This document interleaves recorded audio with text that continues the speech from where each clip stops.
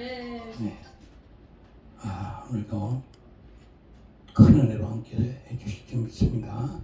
오늘 저는 방금 봉독하신 누가복음 18장 7, 8절 말씀을 가지고 하나님이 요구하시는 믿음, 이 제목으로 은혜를 나누도록 하겠습니다. 그동안 우리 한국교회는 은혜의 시대를 지나면서 긍정의 힘이다 또는 자유신학이고 또 본영신학 또 신사도주의 또 하여튼 여러 가지 인본주의들이 막 들어와 가지고 교회는 부흥했어요. 그런데 성도들의 믿음은 떨어진 거예요. 그래서 지금은 양이 문제가 아니고 질이 문제예요. 질이. 그래서 오늘 말씀도 주님 오실 때 믿음을 보겠느냐 말씀하시잖아요. 갈수록 믿음을 다 팔아먹고 주님이 보실 때는 믿는다고 하는 사람은 많지만은 실제로 그 속에 믿음이 없다는 거예요. 그걸 말씀하십니다. 우리 알다시피 시편 51편 5절에 보면은 내가 죄악 중에 출생하였으며 모친이 죄중에 나를 잉태하였나이다. 이 말씀처럼 우리는 태어날 때부터 죄인으로 태어나요.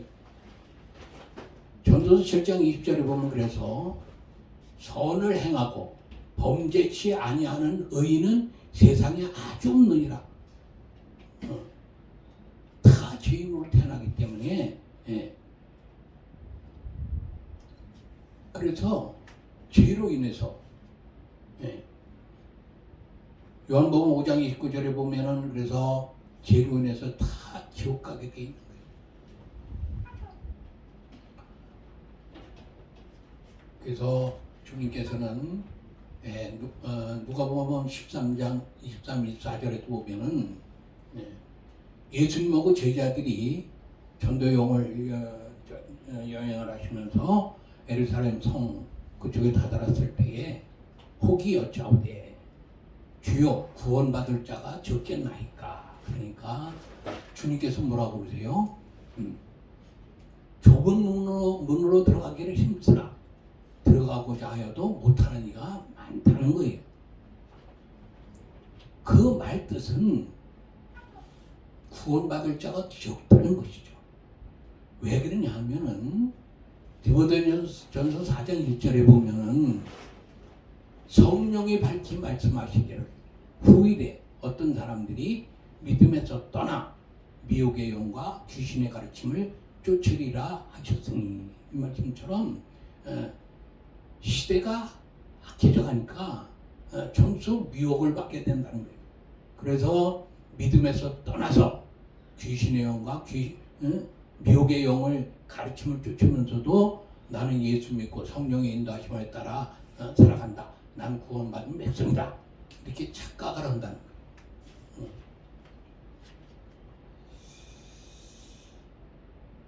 그래서 주님께서는 하나님이 세상을 이처럼 사랑하사 독생자를 주셨으니 이는 저를 믿는 자마다 멸망치 않고 영생을 얻게 하려 하심이라. 그 말씀처럼 하나님께서는 우리를 불쌍히 여기셨어요. 죄로 인해서 다 지옥 가는 우리를 불쌍히 여기셔서 이사야서 53장 5절에 보면 그가 찔림을 우리의 허물로 인하며 그가 상함을 우리의 죄악을 인하며 그가 징계를 받음으로 우리가 평안을 누리고 그가 채찍에 맞음으로 우리가 나음을 입었도다. 우리는 다 양 같아서 그릇 행하여 각기 제 길로 갔거늘 여호와께서는 우리 무리의 죄악을 그에게 담당시키셨도다. 이 말씀처럼 예수님께서 십자가를 지시게 된 것이죠.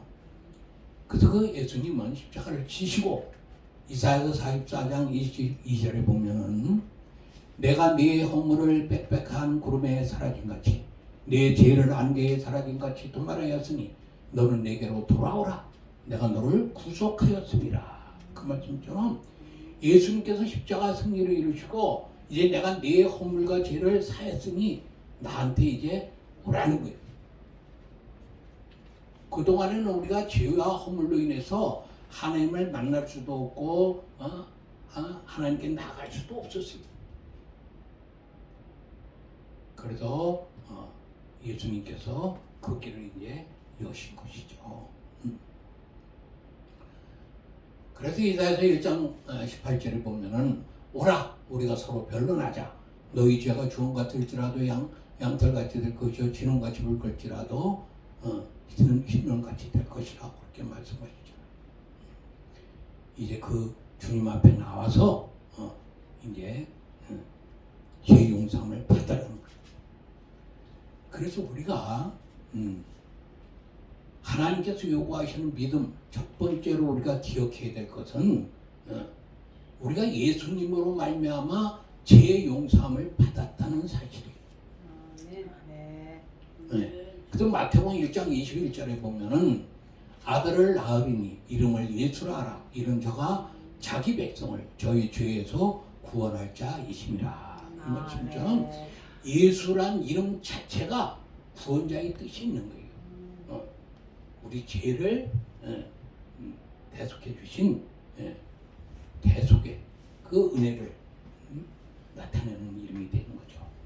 그래서 에베소 2장 8, 9절에 보면은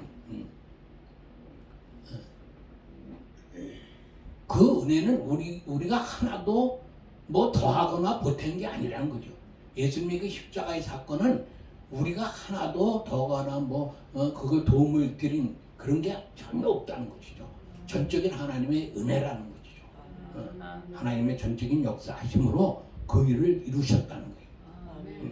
그래서 우리는 그 예수님의 십자가 사건을 통해서 우리가 하나님과 원수되었던 관계에서 이제 화목한 관계로 바꿔줬기 때문에 그래서 내가 죄 졌을 때마다 주님 앞에 나와야 된다는 거예요.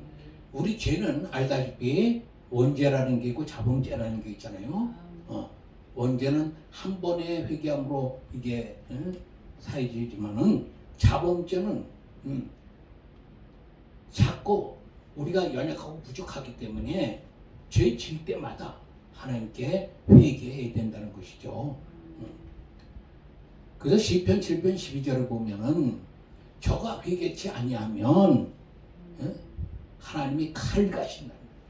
그 화살을 장전하신다는 거예요. 진노로. 그래서 우리 연약함을 아시고 부족함을 아시고 아예 성령 하나님이 우리 안에 들어오셨잖아요. 그래서 갈라디아서 5장 16, 17절에 보면은 내가 이르노니 너희는 성령을 쫓아 행하라. 그러면 육체의 욕심이 이루지 아니하리라. 육체의 소욕은 성령의 것이고 성령의 소욕은 육체를 거스리나니 이 둘이 서로 대적함으로 너희 원하는 것을 하지 못하게 하려 하심이라. 이 말씀처럼 이 죄는 욕심에서 나오는 거예요.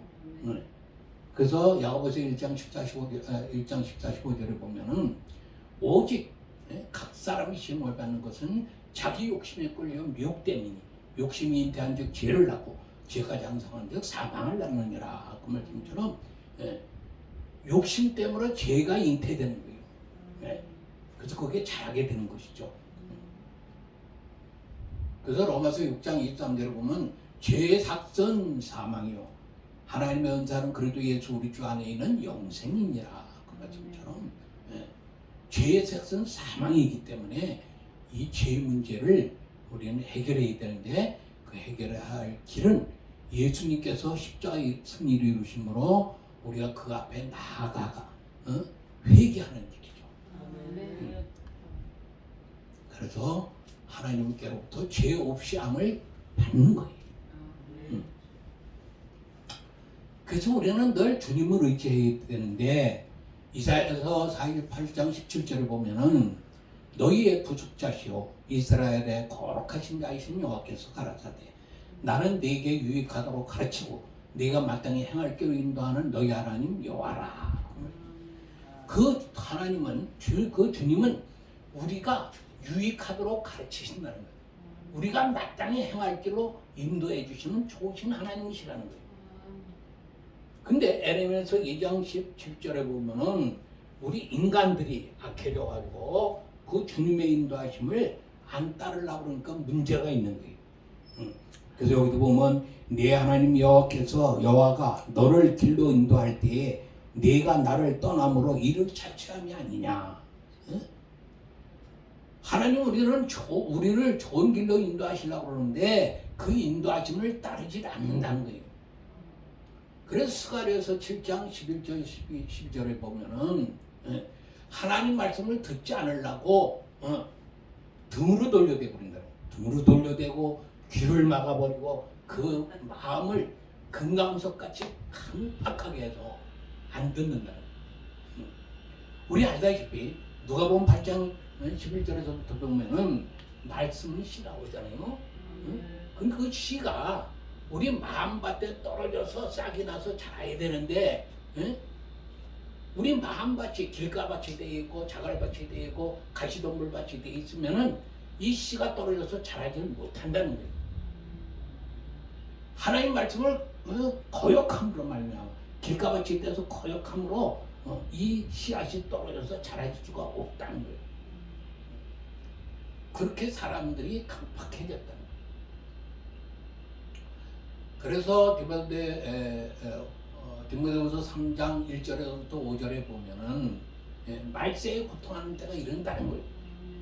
사람들은 자기를 사랑하고 돈을 사랑한다는 거예요. 우리가 마땅히 주님을 사랑해야 되는데 주님을 사랑하지 않고 돈을 사랑하고 자기를 사랑한다.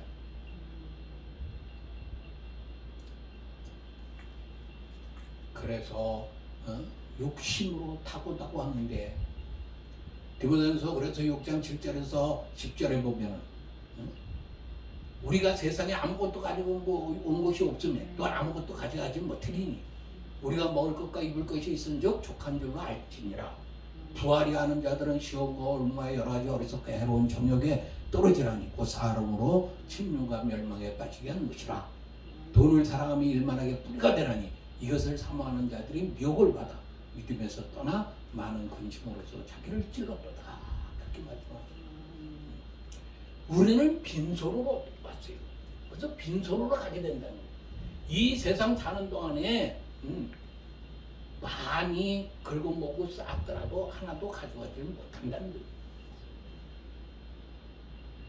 하나님께서 우리를 이 세상에 살게 하신 목적이 육신이 잘 먹고 잘 살다가 죽어서 지옥 가라고 이 세상에 있게 하신 것이 아니라는 거예요. 요한일서 2장 25절에 보면 그래서 그가 우리에게 약속하신 약속이 이것이니 곧 영원한 생명이라. 하나님께서 우리에게 영원한 생명을 약속하셨어요. 그래서 베드로전서 1장 9절에도 보면은 믿음의 결국은 영혼의 구원을 받음이라. 진짜로 우리 인생 사는 목적이 이 영생에 두지 않으면은 그 인생은 헛된 인생이 되는. 그래서 솔로몬도 그렇게 누리고 살았는데 전도서 1장 2절에 보면 헛되고 헛되니 모두 보지 헛되다고 그러잖아요. 5번이나 헛되다는 말을 하잖아요. 그 2절만에 그런 인생이 된다는 거예요. 왜 그러냐면은 갈라디아서 6장 7, 8절을 보면은 스스로 속이지 말라. 하나님은 망으로 여김을 받지 아니하시나니 너희가 무엇으로 심든지 그대로 거두리라. 자기 육체를 위하여 심는 자는 육체로부터 썩어질 것을 거두고 성령을 위하여 심는 자는 성령으로부터 영생을 거두리라. 그 육신에 아무리 잘 먹고 잘 살고 많이 투자를 해도요 나중에 보면 썩을 것이라니까요. 아무것도 아니라니까요. 근데 인간은 마귀에게 속아서 마귀가 욕심쟁이잖아요. 요한복음 8장 44절에 보면 그래서 너희는 너희 아비 마귀에게서 났으니 너희 아비의 욕심을 너희도 행하고자 하느니라. 저는 처음부터 살인한 자요 그 속에 진리가 없으므로 진리에 서지 못하고 거짓을 말할 때마다 저것으로 말하는 이는 저가 거짓말쟁이요 거짓의 아비가 되었습니다. 이 말씀처럼 욕심으로 끝없이 우리를 끌고 그래서 죄를 낳게 하고 그 죄로 인해서 사망으로 들어가게 만든 거예요. 그래서 마귀에게 속으면 안 되는 거예요. 우리는 있는 바를 족하게 해야 되는 거예요. 족하게. 그래서 야고보서 5장 1절에서 3절에까지 보면은 너희 부한 자들아 울고 너에게 임할 고생을 인하여 울고 통곡하라. 너희 부한 자들아 들으라. 너에게 임할 고생을 인하여 울고 통곡하라. 너희 재물을 썩었고 너희 옷은 좀 먹었으면 너희 건강은 녹이 쓸었으니 이 녹이 너희 살을 불같이 먹으리거든. 너희가 말세에 재물을 쌓았다는 거지. 말세에 우리 시대적 종말, 우리 개인의 종말이 올 때가 가까웠는데 주님 만날 준비를 해야 돼.